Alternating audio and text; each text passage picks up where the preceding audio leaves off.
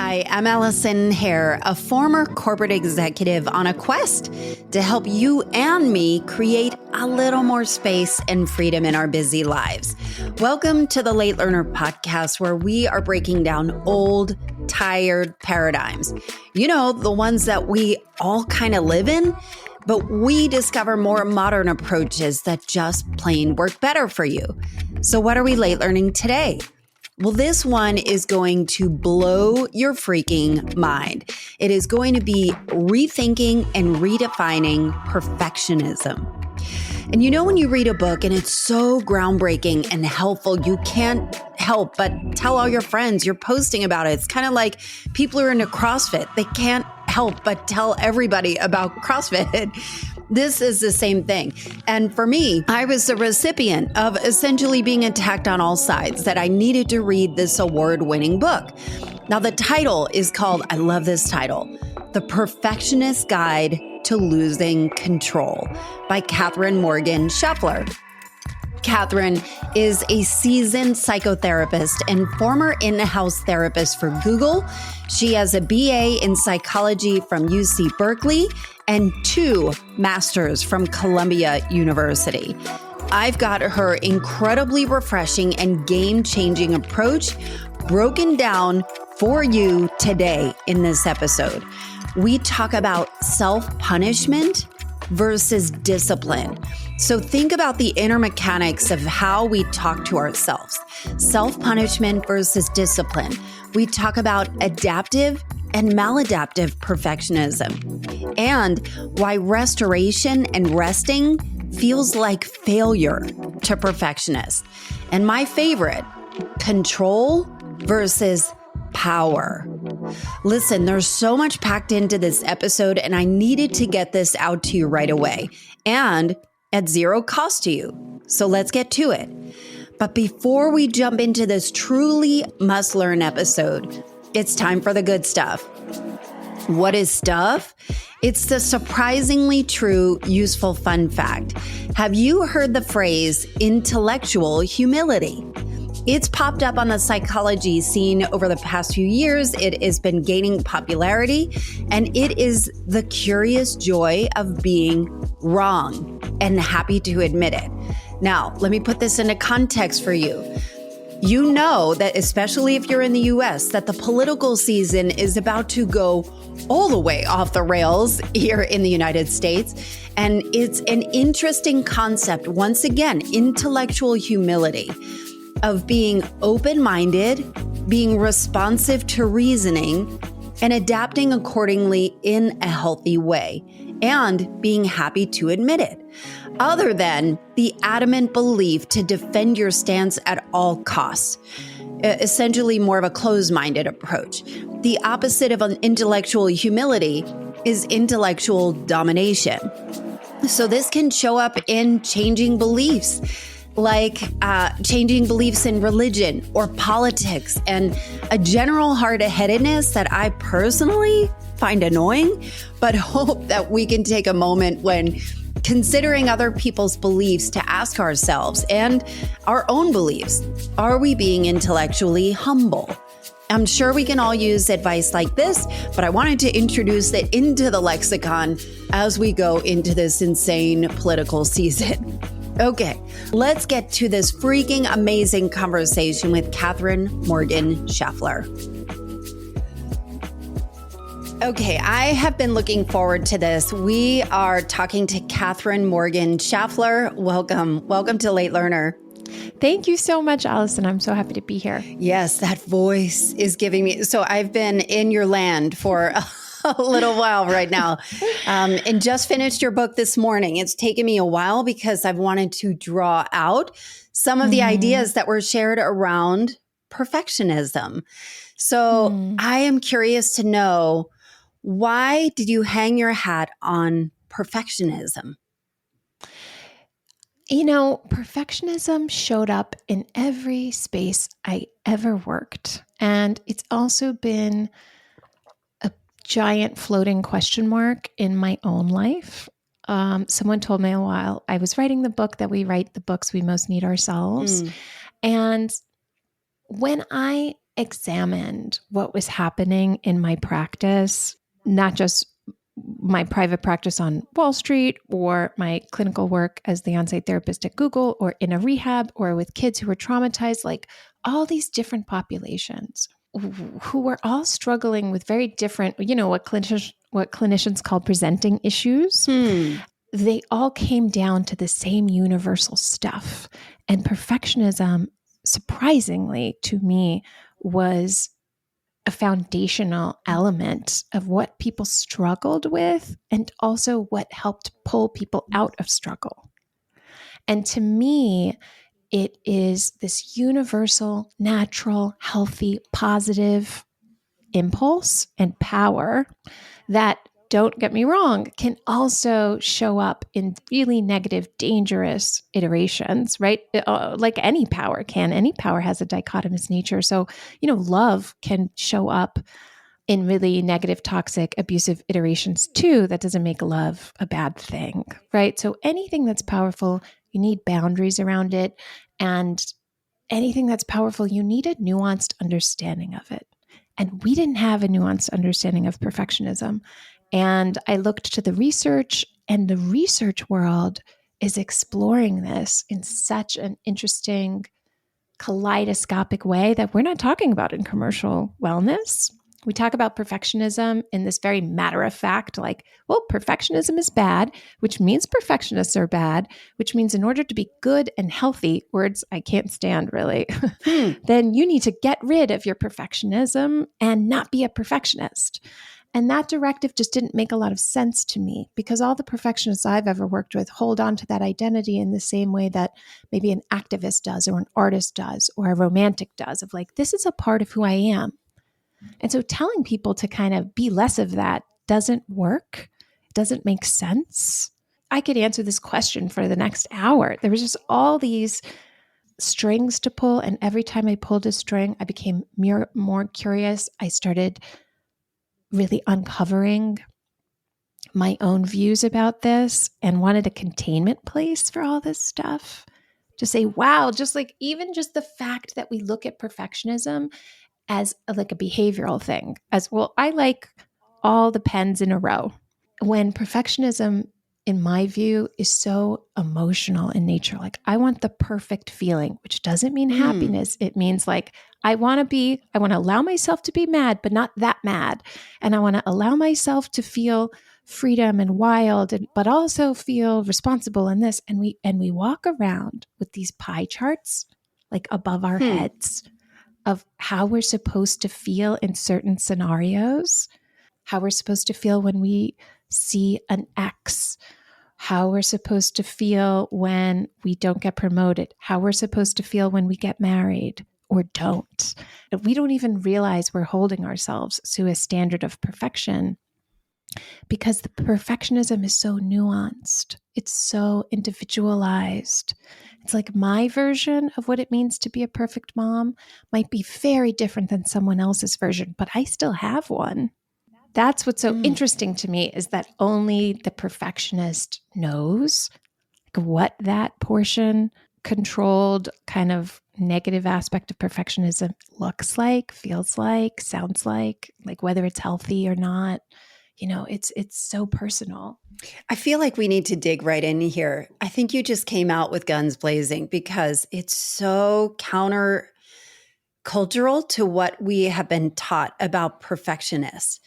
And I think understanding more of a nuance and reading your book and understanding that when you say perfectionist, I had so much resistance to this book. And I had a friend who said, you've got to read this. You've got to read this book. And I was like, I'm not really a perfectionist. And I read it and was like, holy shit, where has this book been?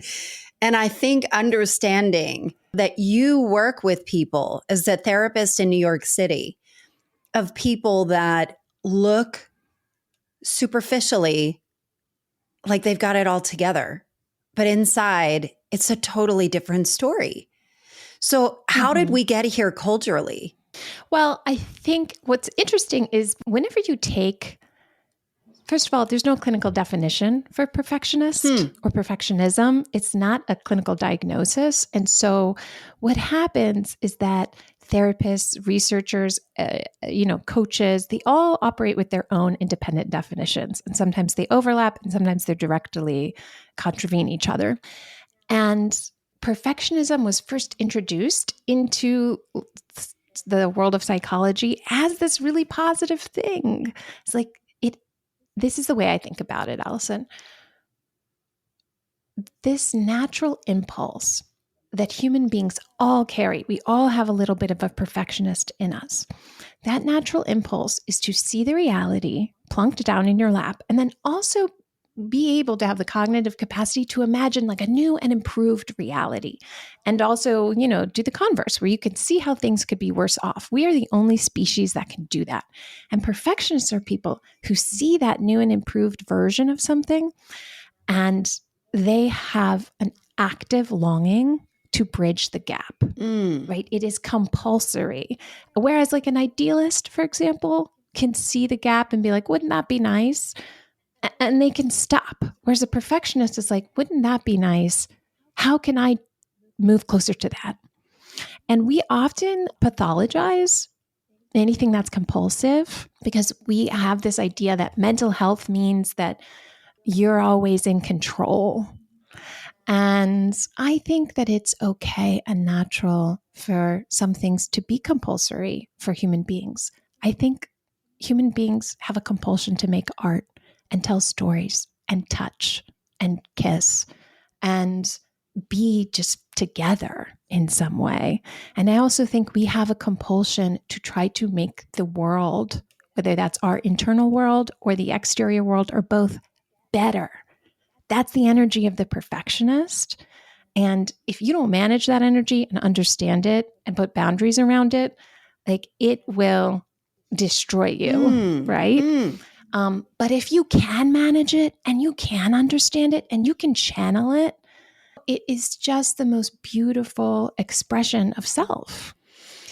It feels like all the edges are starting to melt away, that you have much more of a compassionate view of perfectionist. And what I love the terms that you use are adaptive versus maladaptive. And I think the way we perceive it is maladaptive, right? Like perfectionism, unless you're Martha Stewart. Yeah. And there are real reasons for that. Because when you graft on these concepts onto culture, like we think of this stuff as factual when in fact they operate in trends, right? Right. So perfectionist is a highly gendered term. I dedicate a whole chapter in the Perfectionist Guide to Losing Control to this, which is that, we live in a misogynist culture. I don't think that's a surprise to anybody. And the way that we perpetuate oppression, stereotypes, gender performance expectations is not ever explicit. We don't pull girls aside in school and say, okay, so we don't value your ideas and thoughts as much as the boys.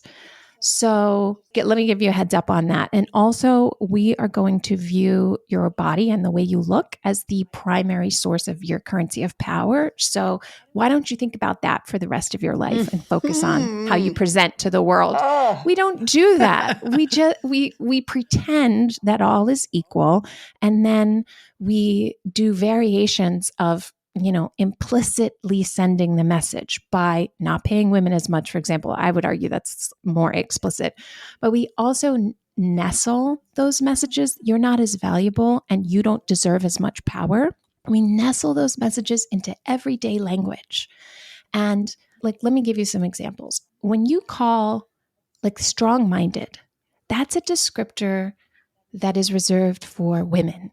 You don't say, and look out for him, he's a strong-minded man. Strong-minded gains a superfluous quality when you're describing men because it's like, well, men are strong-minded. They are authoritative. They're supposed to be that. Instead, you say she's a ball buster. She's strong-minded. She's fiery. She's whatever.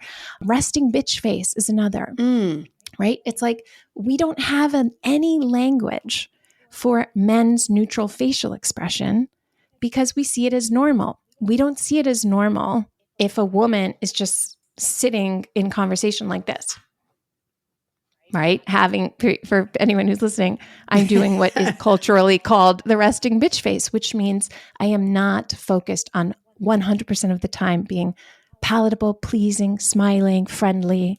That's a way that we communicate to women. You are supposed to act this way. And when you don't, we're going to create a language catch for it.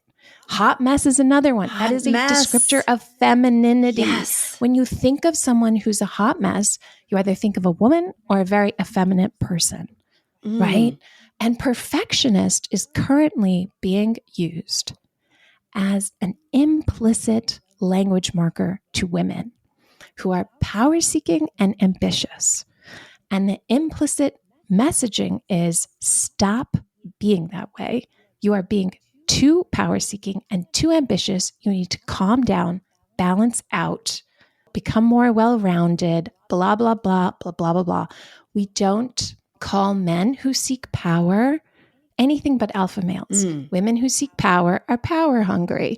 Men who are perfectionistic, who have a strong vision, commit to that vision and really want that vision executed, clearly express that.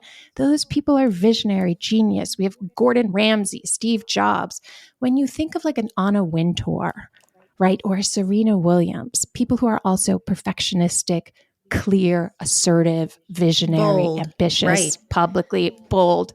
They're difficult women, right? They're perfectionists. And so it's really important that we understand the undercurrent of all this messaging, because it's a powerful message that women are receiving that I really hope they don't listen to, which is balance out, find balance. Like, I don't think balance is real. Balance, I don't know one balanced woman. I don't know what that means. Men aren't told to find balance. In so many interviews, I'm asked this totally gendered question of like, how do you balance it all? Like, I would like to know, before I answer that question, when is the last time you asked a man that question? Because the thing there is like, women are supposed to balance it all. We're supposed to be great at every single thing that we do. And it's just, it just goes on in this way that I would like us to nip in the bud. And the book really addresses how perfectionism right now is seen as a disease. It's treated that way. When you look at other books about perfectionism, it's like overcome your perfectionism, cure your perfectionism. There is one that is called Killing the Perfectionist Within, right? So we're on this like witch hunt for perfectionism, and the cure is balance, and women are the patients. And that's a model of how you pathologize ambition and power seeking in women. That's how you do it. You don't say to women explicitly, don't be that way. You say, you know what? Let me flag something for you. You're being a little perfectionistic. And let me tell you what to do instead, because I care about you and I want you to be healthy and I want you to do all these things. It's like, that's not a healthy directive. Hey, it's Allison. Thanks for listening. Did you know that the ideas shared in this episode are something I can help you implement in your own life? You can accelerate the outcomes you truly desire when you have someone pulling up a chair right next to you and saying, let's do this together. Let's put a strategy and a framework and an execution plan together, and let's get it done. Schedule a free exploratory call with me at AllisonHare.com/schedule. If we're thinking about post-Me Too movement, I think that there is more of attention and understanding of the differences that are more clear now, where it was just embedded in the culture as it has been for centuries. And there was a passage you put in the book. And honestly, this is what had me look you up and Instagram you and say, I need to have you on my podcast, because it was so profound. And you're a really great storyteller in this book. But there was a vignette of sorts that you had talked about how we as women, that we have our expectations, but in order for us to be excellent, we need to wake up earlier, do more, be more productive before anybody else gets up.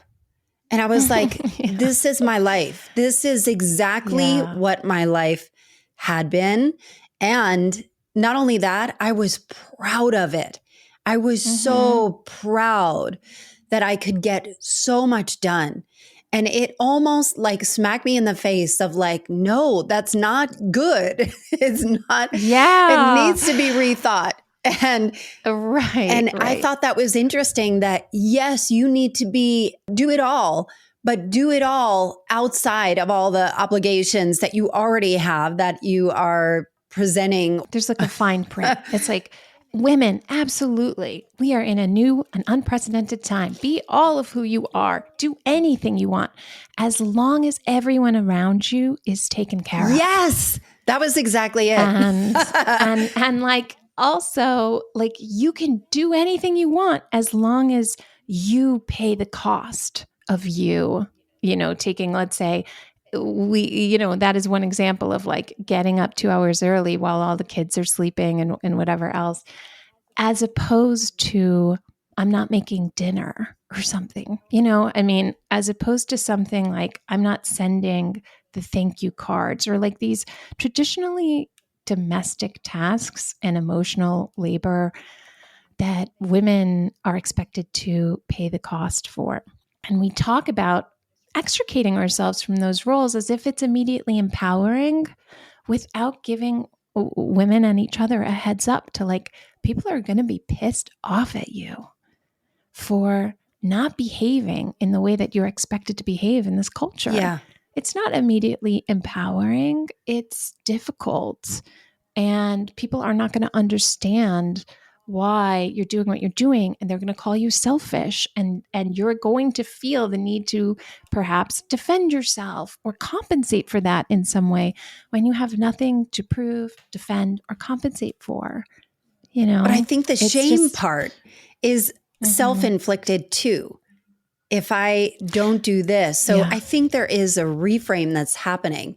And I would love, Katherine, if you could help us understand the 5 distinct types of perfectionism, because this blew my mind.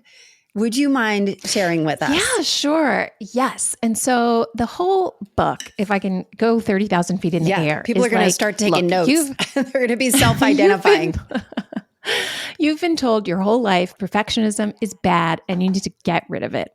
Perfectionism is nobody's problem. It is 0 people's problem. How you respond to your perfectionism determines whether you are in a healthy or unhealthy space. You can either respond to missteps with self-compassion, or you can respond with punishment. Most of us respond to punishment just because we don't know what else to do. We want to be accountable and get better. It's not that everything you know about perfectionism is wrong. It's that it's not at all the whole story. So there are 5 types of perfectionists. The first is the procrastinative perfectionist. This is an archetype I think we're all very familiar with. I'm going to simplify all of these and talk about the pros and cons. So the simplified version of this is procrastinative perfectionists like the conditions to be perfect before they start, right? And the pros of this type are that procrastinative perfectionists are so thoughtful. They can see everything from a 360-degree angle. They are so well prepared. They're really not impulsive people, which is such an asset to have. As someone who can be very impulsive, I'm like, oh, I wish I could be less impulsive sometimes. The problem is that sometimes these people, when they're not managing their perfectionism, their preparative measures spill past the point of diminishing returns, and they end up like never executing on the thing they really long to do. And that's so painful. It's so painful. The counterpart to the procrastinating perfectionist is the messy perfectionist. And these people are people who are what I call start happy. That's me. Like I would say that they push through the anxiety of a new beginning, but it's like there is no anxiety of a new beginning. Like beginnings are so romanticized for messy perfectionists. They just effortlessly cast such a wide net into the world, can start a million projects, not just start it, but like feel is so contagiously enthusiastic about starting. It's a wonderful quality.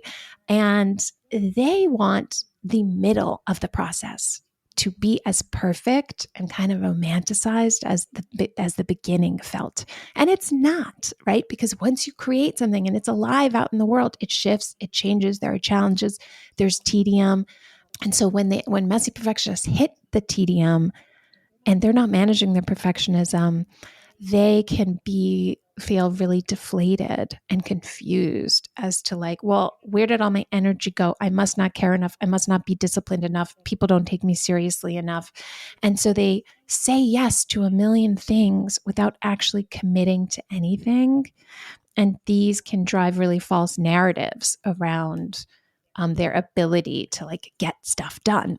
Intense perfectionists want the end of the process to be perfect. So these are people who are hyper-focused on the outcome.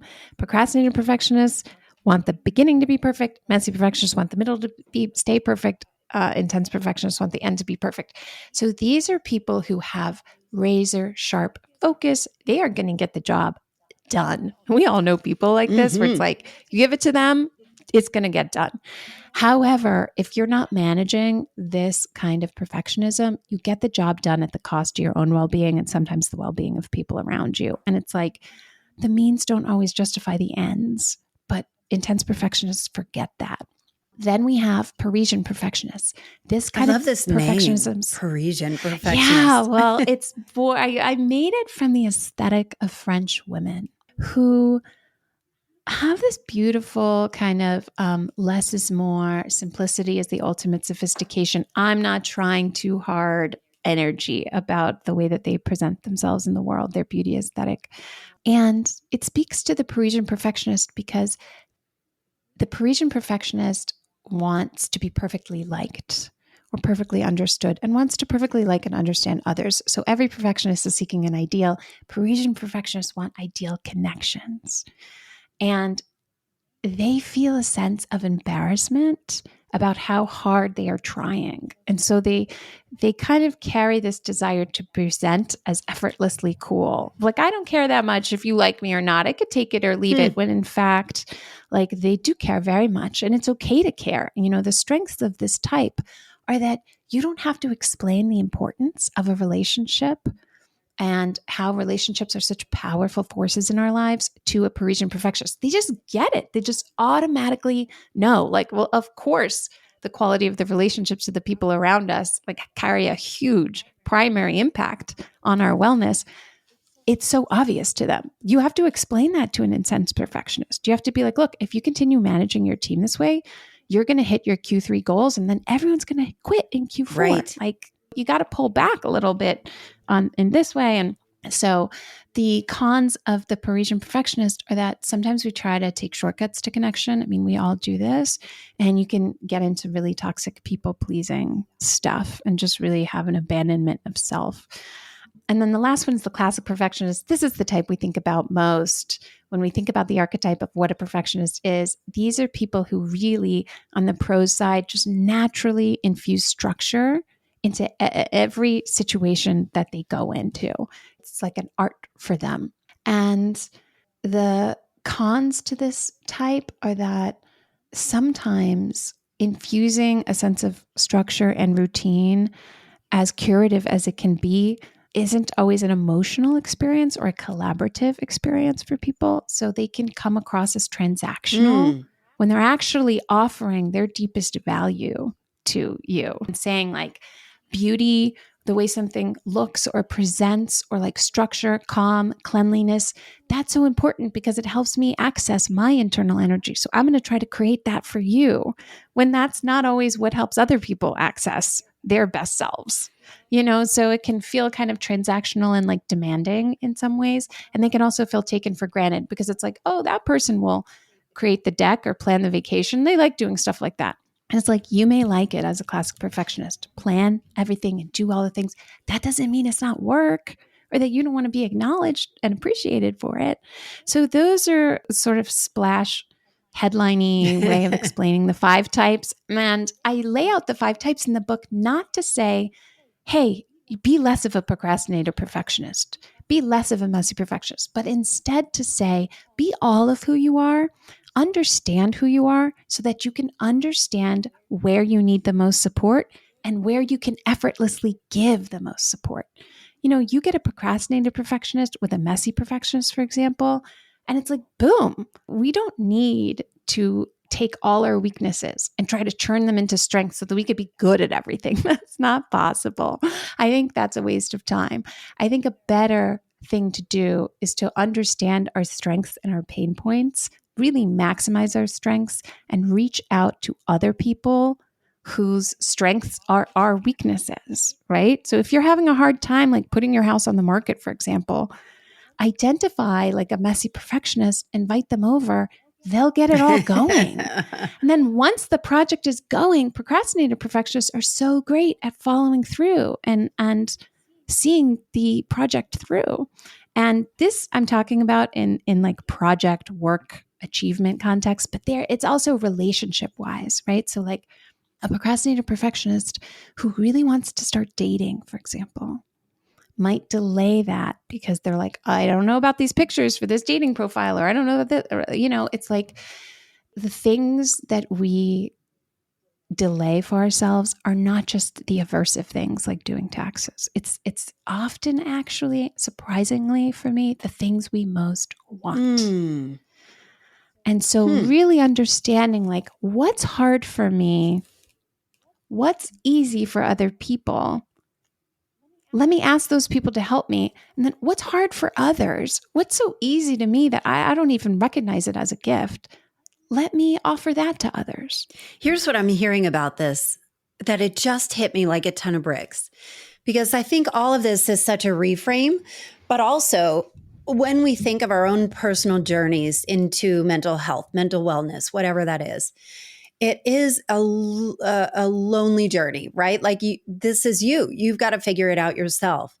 And I think that your paradigm that you create here is more of a connective one. It's more of one that is collaborative. And I think of opening up the doors to something more connective has so many great benefits. But I wonder about your thoughts on self-worth. So when you had said, often the things that stop us are the things we want the most. I know that you have worked with people that are really high-performing women who have accomplished a lot of things and also struggle with these types of, whether it's maladaptive perfectionism or whatever. How do you layer in self-worth through this context? Well, I want to say first, I'm so happy to hear you recognizing the need for connection and all of this to others. Because we have this idea of mental health right now in our culture that like we go to therapy alone. Yeah. And heal ourselves alone and get to this shinier version of ourselves. And then we go out into the world and unleash who we are.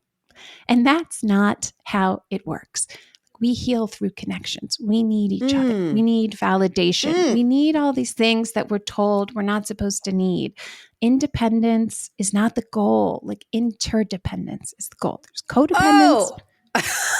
Interdependence. Say that again. And independence. That's really good. And well, we operate on all these binaries all the time. Like we're either healthy or we're not, or we're codependent or independent. And it's like there's thousands of miles of middle ground of this stuff.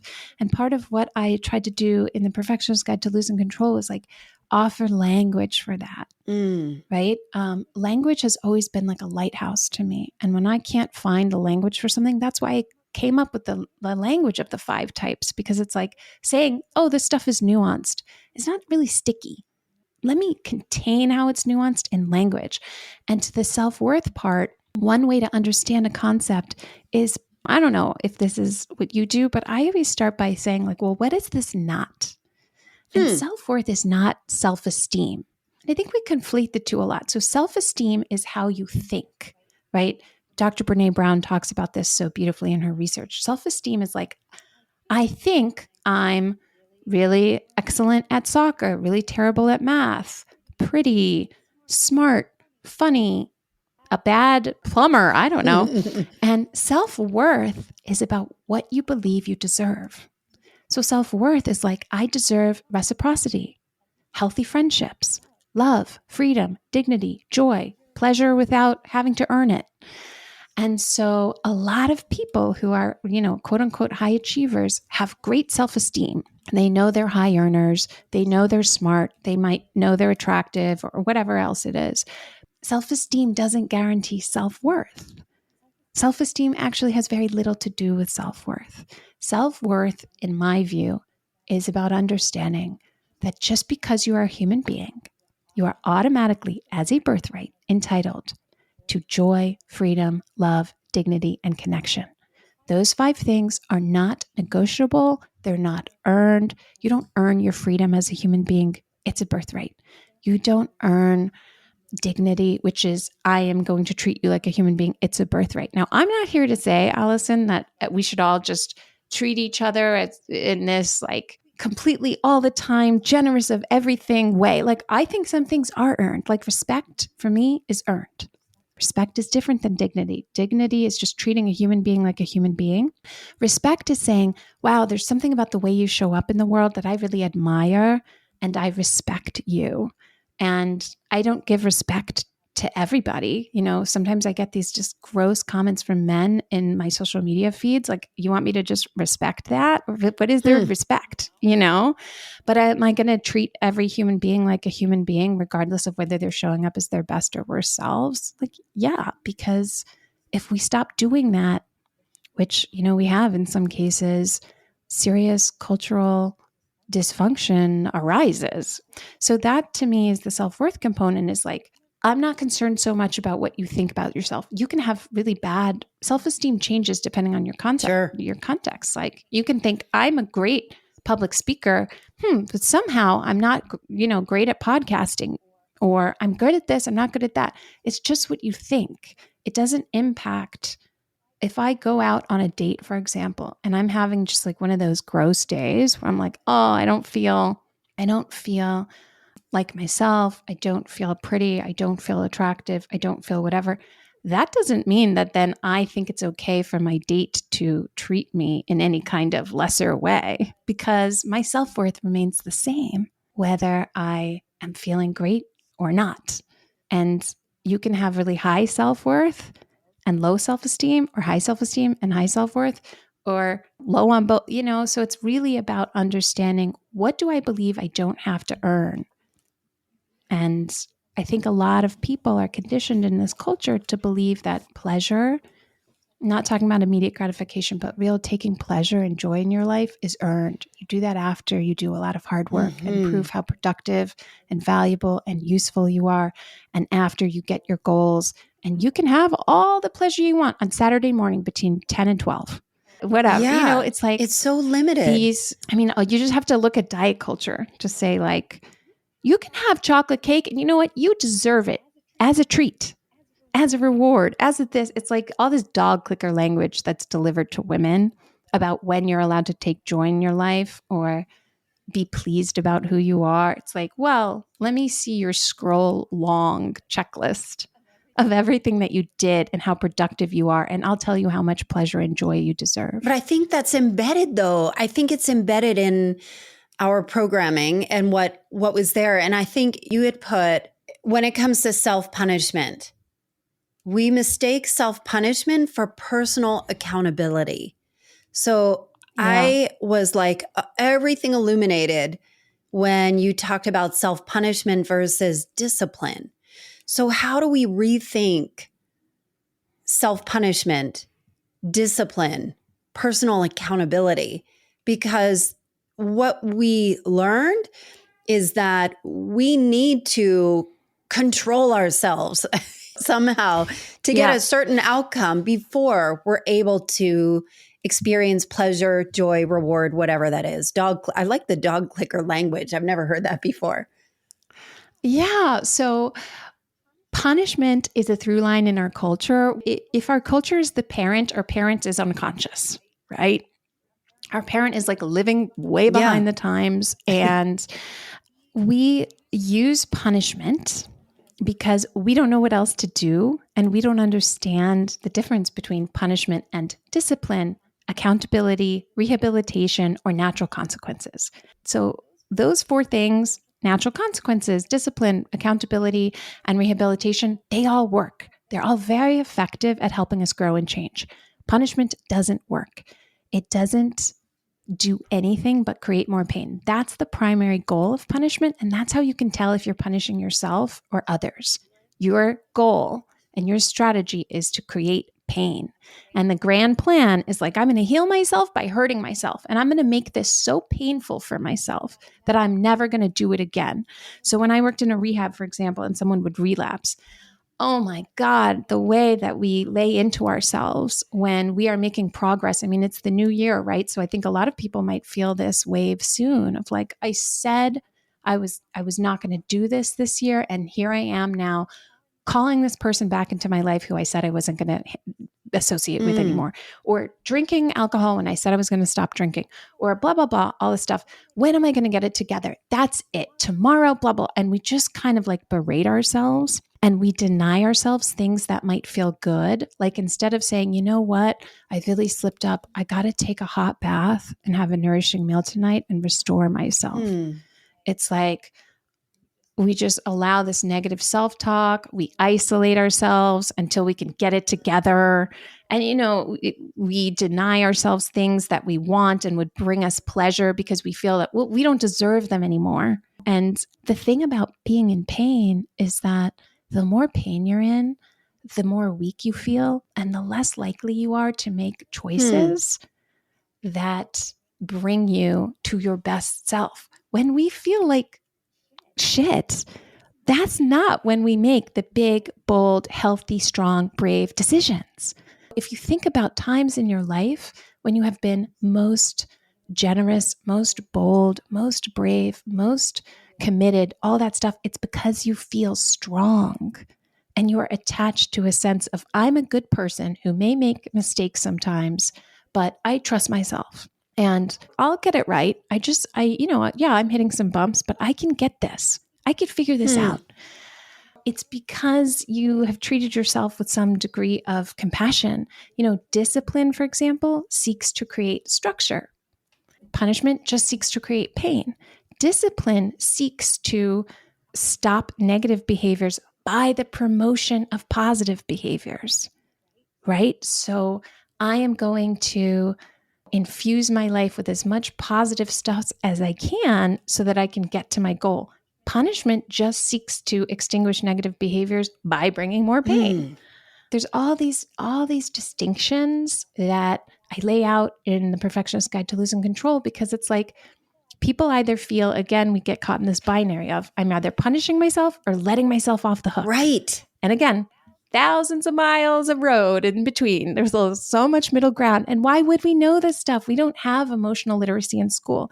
We have physical education because as a public health priority, we understand that like kids need to be physical. We don't have emotional education. Emotional literacy. Because our culture is that. Yeah. We're emotionally illiterate. Like I've been in the therapy space almost my whole life. I was in my 20s before I heard the word boundaries. We don't automatically know this stuff, and that's okay. We don't teach it or prioritize it in this culture. If you know anything about personal development and improvement, it's because you've independently sought out that study. It's not because you had, here's boundaries class in 7th grade. It's not because you had, here's what it means to emotionally regulate instead of numb out in high school. We learned about like calculus and this and that and whatever. And that's going to shift. That's going to change. We'll get there, but we're not there yet. And so we have to deal with the reality that's in front of us, which is that like, we don't know what else to do other than punish ourselves or punish other people. That's the question, Allison, is like, am I trying to create pain for this? Like, think about something so simple like the silent treatment. When you give someone in your life the silent passive treatment, aggressive, the baby. goal there, passive aggressive. And the goal there is like, I'm going to make you hurt by ignoring you. And that's going to make you understand what I need.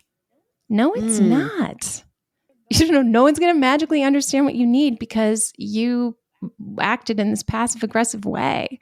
You're only going to get more pissed off because now you're hurting and you're contracted and you're resentful and you're holding the expectation that the other person should fix that. And yet you shouldn't have to take responsibility for that. You're like stuck. You're so stuck. And we all get so stuck. There's no judgment to it.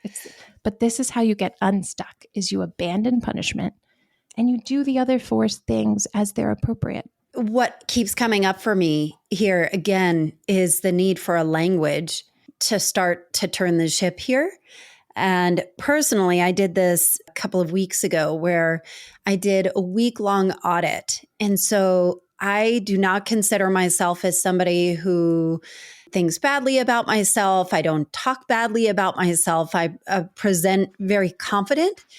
And I did an audit where every time that I felt something uncomfortable, just note what it is and journal it. And what I learned was that I am merciless, brutal. I had no idea that I was brutal about me, what? just self-critical of like, how dare you if you don't do this? And I had no awareness at all that this, like you understand when you're being critical, okay?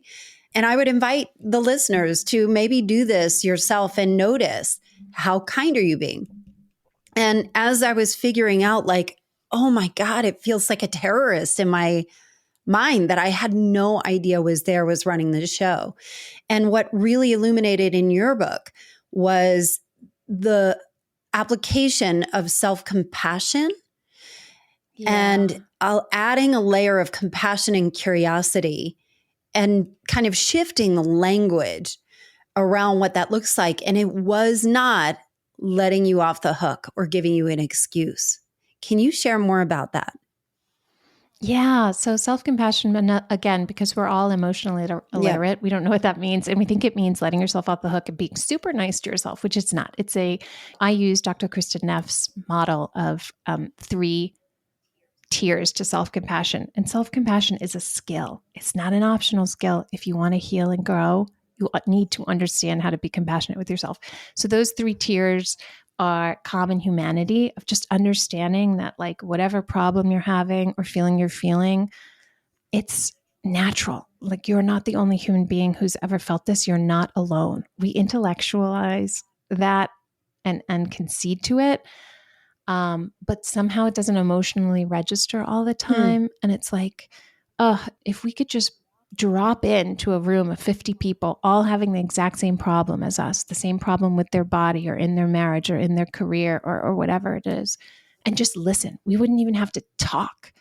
That listening itself would be curative, because we'd be like, oh, like, it's not me. This is what it's like to be a human being. Being a human being is hard sometimes. It's hard in a lot of different flavors. Whatever your flavor is, it's millions of other people's flavor. I promise. So the other components are kindness. And to be kind to ourselves, you have to be honest. And kindness means you have to acknowledge that you're in pain. So self-compassion says, like, let's say you had a really tough meeting and you did not perform the way you wanted to perform in that meeting. You said something that was reckless in some way.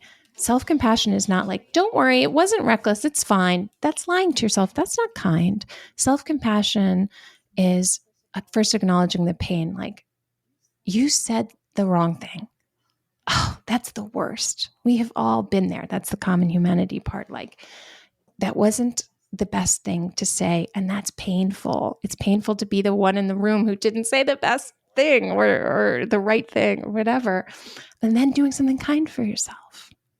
When we skip that component, we just numb out. That's like, I'm just going to watch Netflix all night long and just pretend this didn't happen and hope that magically resets me, and it doesn't. And then the third component is mindfulness, and that's understanding that we are not whatever we're feeling or thinking, right? Like, we're not ever only one thing. And while you might feel really embarrassed or angry or shameful or whatever it is, if you can turn your head and try to mine your whole body and your whole life for other things that you feel, you give, less power to that one emotion or experience that's eclipsing your whole landscape. If you say, like, I am angry and I'm really excited about this dinner that I have in 2 weeks that I totally forgot about because I've been obsessed with thinking about this thing. I am angry and I feel sensual. I am angry and I'm really curious about this thing. I am angry and, maybe it's another difficult feeling, right? I'm angry and resentful. And just really getting like a patchwork of your experiences and your own multidimensionality, and being mindful of that so that you don't become like what you feel, you know? I wrote down a quote from your book and I loved it. It said, "Healing is an honest acknowledgement made silently in your head. I'm lonely. I'm ready. I'm scared." And I thought that was beautiful, of just acknowledging it. And, which kind of brings us to the restoration part. And also in your book, you acknowledge that restoration feels like failure to perfectionists. There's a lot of resistance to what does restoration look like? Yeah, I think a lot of people feel tired and they're like, what am I doing wrong? Right. Like, why am I tired in the afternoon? Like, how can I never be tired and just somehow go from being awake, doing all the things that I need to do with full optimal premium energy, and then, doing my nighttime routine and falling asleep 15 minutes within my head hitting the pillow. It's like, if you could figure that out, please go to my website, KatherineMorganSchafler.com, email me, call me, do all the things I need to know that too. I mean, it is a fantasy, right? That we could just seamlessly weave in and out of our lives, our roles, our demands, our emotional reactions, all this stuff. And we think of healing as this grand event when healing is often invisible. It's so microscopic and granular. It's like drinking half a glass of water instead of no water. And like I said in the quote that you quoted, it's acknowledging like, I don't want this anymore. That can be really painful, especially if you've spent, let's say, the last 8 years of your life trying to become partner at a law firm, saying like, I don't want this. I don't know if I ever wanted this. I don't know if I want to be with this person. I don't know if I like this. Even just challenging what we've built our lives around is hard, because it's like, oh, what if it's true that I don't want this? I have to change. You have to do so something. much. That's the tension. Yeah, you do. And like, that's everybody's experience though. And it's okay for you to change your mind. It's okay for you to not know. If we're constantly growing and changing, like, how can we be permanently sure about anything? It's such a pressure that we place upon ourselves. And I just think it's unnecessary. I think it's okay to shift and grow. And that's not an abandonment of anything. It's an evolution. So the idea, to get back to your question of what we need through that evolution, is that we need to restore ourselves. And restoration is a 2-part process as I see it. You got to empty yourself out, you got to decompress, and then you have to fill yourself back up with something that is meaningful to you. And decompression means literally a reduction in pressure. And if you're someone who thrives on pressure, you don't really know how to decompress, right? And so to decompress, you have to empty out. It's like, think about breathing. It's like, in order to take a breath and get the oxygen you need, you have to also exhale. They're not iterative. Like, you don't have to do 1, 2, 1, 2, but you can't skip a step. And so decompression and emptying out looks like really turning off your brain and doing just something that would otherwise be dumb, is the word that comes to mind. Right? Love Island is going on. Love Island, right? Golden Bachelor. Totally. And sometimes it's kind of like, sometimes a lot of people will clean the yard or rake the leaf, whatever. Something mindless. That it looks different for everybody. But it's like, when your brain is off, for me, I watch action movies to decompress. It's the opposite of what I think about all day. I think about embodiment, interpersonal dynamics, like, what is self-worth versus self-esteem? It's like, I just want to see a bunch of shit explode, car chases. I don't care about character development or plot. Like, I didn't understand it for so long, Allison. I was like, why am I watching these bro-y action movies? Bro-y. And that is not who I am. I didn't get it. And then I was like, oh, this is a vacation for my brain. Like, I'm not thinking. And so many smart, talented, incredible women are like, why do I like this trashiest show ever on TV? I'm like, because you don't live in that space. Because you're trying to empty out, you're trying to turn off your brain and just not think about all the things that you constantly think about. Give your psyche a rest. And then when you exhale, that proverbial exhale of your psyche, then you can fill yourself back up with things that are meaningful to you.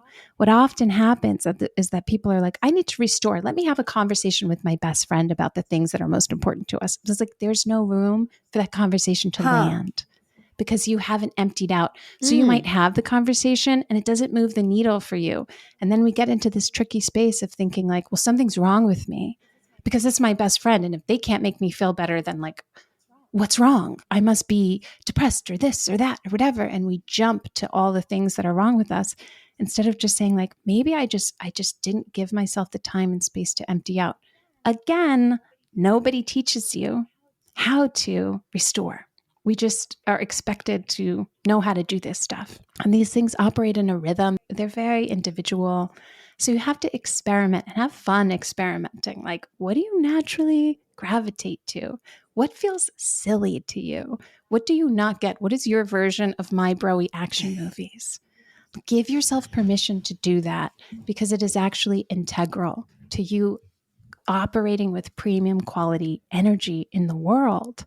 And if you operate for 1 hour with premium quality energy, you can get more done in that hour than the 8 hours of burnt out you, frustrated you, tired you, whatever. And I don't lay that framework down to say the goal is to be productive and get things done. I mean productive in a very elastic version of that definition of like productive, meaning you are animating who you are out in the world, whatever that is for you. You really went on a walk with your friend and you were present the whole time and you showed up for them. And you could do that because you had premium quality energy. You had premium quality energy because you were actually restored. Watching Netflix all night, while sometimes that can be a decompression, like is often just a numbing. And the difference between numbing and restoring, numbing meaning like, I just don't want to feel what I'm feeling and I'm just going to vacate the premises, is that after it can look very identical on the surface. Like I could watch an action movie and be numbing, or I could be restoring. The difference is after you restore, you actually feel good. Numbing doesn't make you feel good. It makes you feel nothing. That's why you never are done binge watching the Netflix and you get that screen thing of like, are you still watching? Because you're not there. You're not in the experience of it. You're just like muted. You're one-dimensional. You don't feel anything. And numbing is important. We all numb sometimes. It cannot be a primary coping mechanism because you can't selectively numb. So if you get yourself to not feel any of the stress, you also can't access any of the joy, curiosity, excitement, like etc. I love that you sneakily call play active relaxation in your book. I was laughing. Yeah, I know. Well, because there's such a resistance. There's such a resistance. I feel a resistance to it too. So many times I've gone to like workshops and things like that where everyone's like, close your eyes and touch their like the most loving, healing part of yourself. I'm like, I'm uncomfortable. I don't want, like, can we get to the practical, application of this stuff? Like I live in these two worlds where I understand the importance of identifying your deepest whole, most real self and honoring that, and also not wanting to speak in this florid, flowery way all the time, and like want to get your goals accomplished and feel like there's nothing wrong with that. I don't want to pathologize my own ambition too. And so, yes, I think about play a lot. And I think about the famed play therapist, Dr. Brian Sutton, who said that the opposite of play isn't work. The opposite of play is depression. Like you gotta have some sense of like, I'm doing this for fun. Again, there's a lot of resistance to that word too, but like I'm doing this because it gives me energy, because there's some playfulness around it. I don't mean like you have to literally play ping pong or something, right? Styling a shelf and spending 45 minutes doing that can be like a form of play for some people. Right? Where it's just like, this engages me in my creative self in some way. I love this. And I wonder about, your book is about losing control. So as you lose control to gain your power, can we talk about Beyonce? Yeah. So Such a great story. The title of the book is The Perfectionist's Guide to Losing Control, A Path to Peace and Power. And I see control as kind of this cardboard cutout of real power. And when we don't have power, we really get over-indexed on control. And if you think about power as a kind of security, and I don't know, I'm jumping to a relationship example. Like if you feel really secure in your relationship and your partner's like, I'm going to go out. I'm going to go out tonight. I'll see you back here at 11, or I'll text you tomorrow. If you are in a control mindset, you might really need to know, like, who are you with? Where are you going? What are you doing? How do you know this person? How long have you know, all that stuff. The more secure you feel, the more you're okay with just letting other people do what they need to do and trusting yourself that if you discover that something has happened that you don't want, like, or isn't aligned with your values, that you will course correct for that on your own. So people who have real power, the difference between control and power is that like control is very transactional. If we're in a meeting and I give you control, I have relinquished my control. I don't have any control. You have the control, right? If I am a powerful person and I give you power, I empower you, I haven't lost any of my power, right? So power is this really generous, infinite thing. It is us tapped into our knowing of our self-worth. That's what power means to me. Power is you understanding the immutability of your worth, that there's nothing you can say to me in this conversation, Allison, that is going to make me feel like I don't deserve freedom, or I don't deserve love, or I don't deserve all the stuff we talked about at the top of the conversation. And people who are controlling don't feel that, right? So they're like, let me make sure Allison likes me so that I feel assured by her validation, right? The Beyonce thing is like, Beyonce is such a great example of someone who occupies their power, because power, again, like I wrote a book because this stuff doesn't all fit in these great, handy, convenient soundbite ways. But power is really about understanding your presence, and that the power of the energy you bring into the room with you is so much more important than anything you could ever do. And your presence is what imbues your life with this signature thing that no one else can bring. Like you're so powerful in a way that is unique to you. And people who know that and occupy themselves from a state of presence, it's like, I use this example of like Beyonce is not performing for us as much as she is showcasing her presence. Because a lot of people are beautiful. A lot of people are good at singing. A lot of people are talented, right? But not a lot of people can master their presence as consistently as she has. That is her skill. That is what she has honed. That is why she is a top artist. That is why also she can walk on stage in a bedsheet. It's true. And you would still be captivated. You would be captivated by her. Because she would be occupying her power. And we love being around people who can occupy their presence and power because it awakens us to our own power. It's really difficult to forget that we are powerful and that we have presence when we are in the company of someone who's embodying it themselves. You know, it's really hard to carry that. Whereas like when we're around a bunch of people who are controlling and manipulative and like, let me get 3 steps ahead of everyone else. It's like really easy to adopt that kind of petty mindset where you're like, well, let me get 4 steps ahead of you then. And let me do, that's why it's very important to curate your company as much as you can. I know we can't always with in-laws and colleagues, and we can't always be in control of who we're around all the time. But what you do have the power to do is to say, this voice gets a vote in my mind. This voice does not. I think that is such a great way to close our conversation. I've got one last question. This podcast is called Late Learner.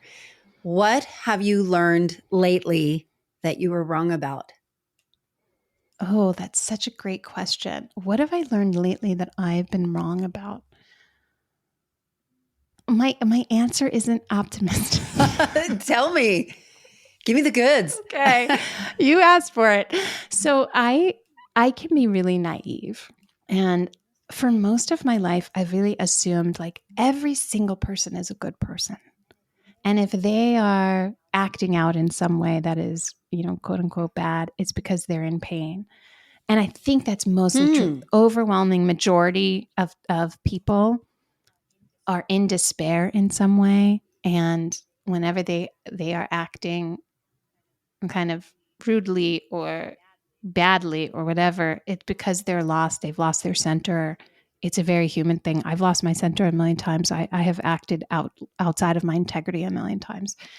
But what I've really come to accept, which has been a sort of bit of a sad thing, but has helped me protect myself and my space, is that there's a small, tiny margin of people who are so unconscious, they can never hold what you have to give. They're not seeking to improve. They're not seeking to do anything but feel in some way superior. And those are people you just need to avoid. They're not worth the conversation. They're not worth your energy, your time. Like, I hate the feeling, because I'm a therapist, like so much of my work is like, people can change. That's true. But like, people have to want to change. And some people don't have the desire to change in this lifetime. And so that's really what I've learned coming out of my 30s and going into my 40s, is that, like, not everyone is interested in growing, changing, evolving, and being like more and more conscious. Like, not everybody cares. Some people are really just like truly comfortable in drama. It sounds like such a great distinction going into 2024 with, it feels like, at least my spidey senses of working in my community and kind of being in this world of people looking to be far more intentional with the people they have around them, the people they serve. And I wonder if that is your experience as well, or just my bias laying over. Yeah, no, I'm always trying to be more intentional with everything. And I think the clinical term is healthy detachment. I love that. Is that like, again, we think like estrangement or cutting this person off, or this person is toxic. Language. We're back to the language. We're back to the power of language. Such a lighthouse. Like, healthy detachment is, I might still have to be around you. We might still work together. We might still in some way cross paths. But have you heard of gray rocking? No. Okay. So this is I don't know who coined this term, but it's not mine. Gray rocking is when you are around people that are maybe like really have strong narcissistic tendencies or something. They don't view themselves as the problem, and they're causing a lot of pain, and there's not much to be done about it. The dynamic that I'm discussing. Gray rocking is when you just act as boring as a little gray rock sitting. What? Just to get, yes, the idea is that you don't give any energy in trying to be like, you know what, I'm going to be so cheerful. They're not going to dictate my mood, blah, blah, blah. And you also don't become so defensive where you're like, I'm going to prove myself and I'm going to walk in there. I'm not giving them an ounce of anything. And I'm going to be stone cold and blah, blah, blah. It's like you just have a healthy detachment. You're just a gray rock in the moments that you have to be there. And you do as much as possible to limit those interactions. Sometimes they're unavoidable. And when they are, like, I'm not doing the best job of explaining this, but everyone should Google gray rocking. I think it's such a great tool of just, you're forgettable, you're polite enough. There's this scene in, I think, what's that movie that like Matt Damon, Brad Pitt, George Clooney? The Ocean's 11? Ocean's 11. Yeah. Where they're like training Matt Damon to be forgettable. And like, that's what you want to be when you're gray rocking, is just kind of like, that sounds like my biggest nightmare, to be forgettable. Well, it is a way of like healthy detachment from a dynamic that's so easy to get sucked into. I mean, maybe you or people listening don't have a single person in their life where it's like, I hate the expression, no one can make you feel a certain way. Some people can. It's like, that's not true. When someone walks into a room and they're being really aggressive or screaming or whatever, like, it's okay to feel scared. They can make you, sure, people can make you feel better, worse, all the things. And if someone is regularly making you feel like you're really contracted and they're just like, you're hemorrhaging your energy around them. Healthy detachment, Gray rocking. Great strategy. Wow. This is amazing. Katherine, I could talk to you forever. Thank you so much. How do people find you? How do people get your book? How do people take your quiz? And I'll link it all in the show notes, but please. Thank you for having me. These are such great questions. I loved this. So the book is The Perfectionist Guide to Losing Control, A Path to Peace and Power. It's framed in perfectionism, but it is really, to your point, like it's really a book about how to understand what it is you really want, not what you think you want, but what would feel good to you and how to get what you want. And I am on Instagram at Katherine Morgan Schafler. That's also the name of my website, katherinemorganschafler.com. And the book is on Audible. It's wherever you buy books. It's on ebooks. It just got selected as one of Amazon's best books of 2023. Easily. Yes. So good. And one of USA Today's favorite books of 2023. So I was so excited. I just got all that news. So that was well exciting. deserved. Well, Katherine, thank you so much. Thank you. You know, I love that Katherine gave us a much more useful and helpful approach for us if we find ourselves with perfectionist tendencies, how to make them adaptive instead of maladaptive, and also such smart frameworks of how to identify and complement others with different traits, and also figuring out how do we collaborate and really come together. So cool. I've linked all of her info, including her book, The Perfectionist Guide to Losing Control, in the show notes. And if you have read this book, please consider writing a review on Amazon or wherever you bought it. It makes a huge difference to get these ideas in the hands of people that really, really could help. And as for you, how are you doing with your intentions for the new year? If you're wanting someone to be in your corner with you, collaborating and guiding you to your brightest version of yourself without all of the noise kind of getting in the way and keeping you off track, you really need to jump on a free call with me and see what's possible. You can go to AllisonHare.com/schedule and let's talk about it. And in the meantime, thanks for listening and sharing this show. It means so much to me when you share it. I love seeing it. And it would also mean so much to me if you would leave a written review on your Apple Podcast player or wherever you listen. Until the next episode, I'll see you on the socials.